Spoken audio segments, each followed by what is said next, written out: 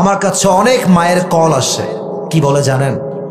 বলে হুজুর আমার চেয়ে কত ভালো ছিল আগে, কোথাকার কোন মেয়ে আসলো, তার সাথে রিলেশন করলো, এখন সে আমাকে চেনেই না, বাবাকে চেনেই না।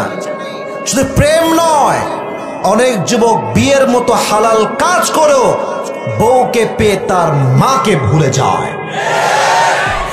আব্বা আম্মার মূল্য কত বেশি এখন আছে তো টের পাও না। যখন 3.5 হাত মাটির কবরে যাবে আব্বা আম্মা, তখন বুঝবা পুরো দুনিয়ায় হচ্ছে স্বার্থপর মানুষ দ্বারা ভরে গিয়েছে।